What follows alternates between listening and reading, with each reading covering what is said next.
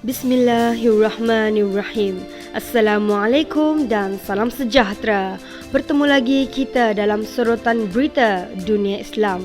Berikut berita penting dunia Islam sepanjang 18 hingga 25 Ogos 2021. Kami tidak akan bertolak ansur dengan serangan dari Gaza.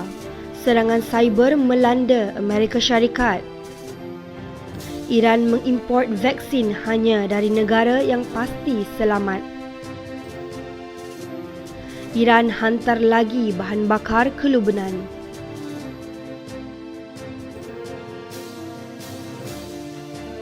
Menteri Luar Negeri Israel, Yair Lapid telah mengadakan pertemuan dengan pengarah Perisik Mesir, Abbas Kamil pada hari Khamis, di mana beliau telah menekankan dalam pertemuan itu, Israel tidak akan bertolak ansur dengan tembakan ke atas orang awam Israel dari Gaza.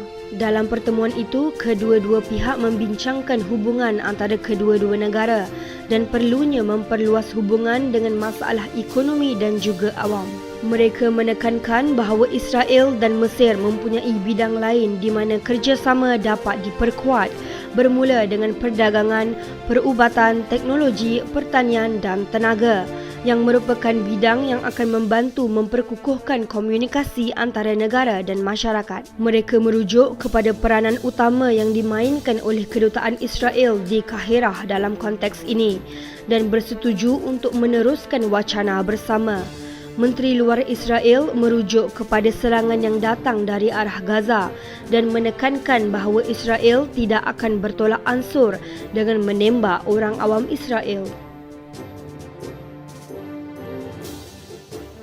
Sejauh mana tahap pelanggaran dan pelaku di belakangnya masih belum jelas dan Jabatan Negara belum membuat sebarang komen rasmi. Serangan itu dipercayai berlaku beberapa minggu yang lalu. Jabatan Negara Amerika telah dilanda serangan cyber dengan Jabatan Pertahanan Pemerintah Cyber menunjukkan kemungkinan pelanggaran serius. Laporan media menunjukkan pada hari Sabtu. Jabatan memandang serius tanggungjawabnya untuk melindungi maklumat dan terus mengambil langkah untuk memastikan maklumat dilindungi.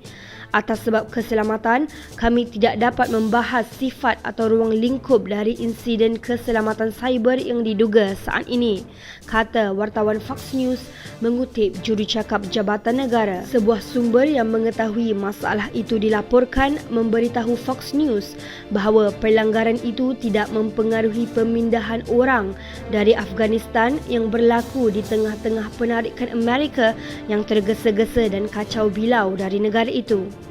Amerika Syarikat telah disasarkan oleh sejumlah besar serangan cyber dalam beberapa tahun kebelakangan ini yang menyasarkan agensi dan perniagaan kerajaannya. Serangan tersebut sebahagian besar disalahkan kepada Rusia dan juga China oleh kedua-dua ahli politik Demokrat dan Republikan, walaupun tidak ada bukti yang diberikan bahawa kerajaan mereka terlibat.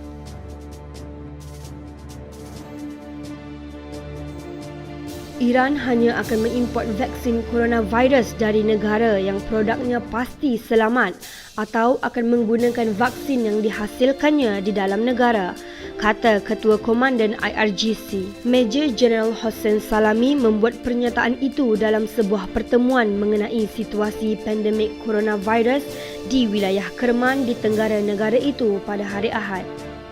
Disebabkan ketidakpercayaan mutlak, kita tidak dapat mempercayai musuh dan membiarkan mereka menyuntikkan larutan vaksin ke dalam tubuh rakyat kita kerana kita tahu bahawa dalam strategi musuh, melumpuhkan rakyat Iran adalah tujuan yang pasti, kata Salami, merujuk pada sekatan ekonomi sebagai rancangan pertama untuk melumpuhkan negara Iran. Menggunakan senjata biologi adalah bahagian yang tidak terpisahkan dari pendekatan ketenteraan musuh. Bolehkah musuh diizinkan untuk menyuntik kepada rakyat kita dengan larutan vaksinnya yang mana kita tidak tahu apa itu? Tanya beliau.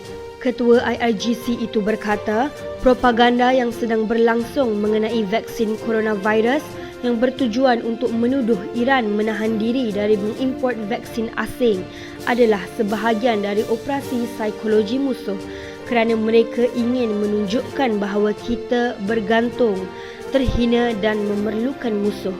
Iran telah menentang satu daripada wabak COVID-19 yang paling mematikan di dunia dengan sekatan sepihak yang tegas yang dijatuhkan oleh Amerika secara signifikan menghalang usaha negara itu untuk menahan penyebaran virus.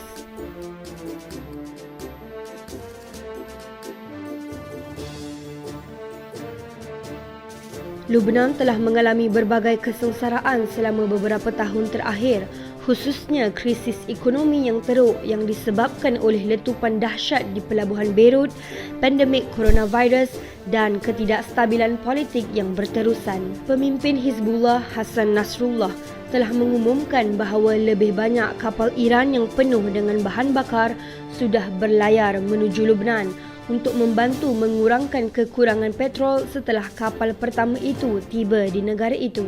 Nasrullah memberi jaminan bahawa Hizbullah tidak akan mencampuri urusan dalam negeri dengan cara ini. Kami tidak menggantikan negara dan juga bukan alternatif bagi syarikat yang mengimport bahan bakar, kata Nasrullah dalam ucapannya. Nasrullah pertama kali mengumumkan permulaan penghantaran bahan bakar Iran ke Lebanon pada 19 Ogos, membenarkannya dengan keperluan untuk mengatasi kekurangan petrol yang telah menyebabkan pertempuran mematikan di negara itu.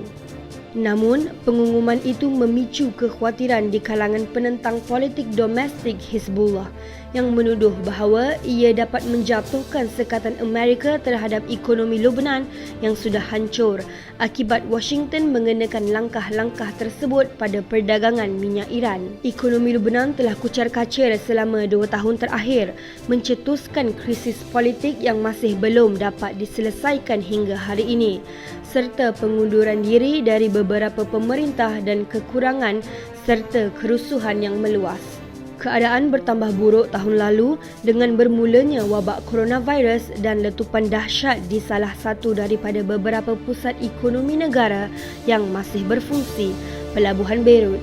Negara ini masih belum pulih dari banyak kesengsaraan yang dihadapinya selama 2 tahun terakhir dan sejauh ini belum ada petunjuk untuk perubahan yang akan datang menjadi lebih baik. Sekian sorotan berita dunia Islam. Dengarkan kata-kata hikmah ini. Saudara, ingatlah, sabar itu iman, duit bukan kawan. Dunia hanya pinjaman dan mati tak berteman. Fikirkanlah. Jangan lupa like, share dan subscribe channel Sejagat TV, Kebangkitan Islam Sejagat. Hingga kita jumpa lagi nanti. Assalamualaikum.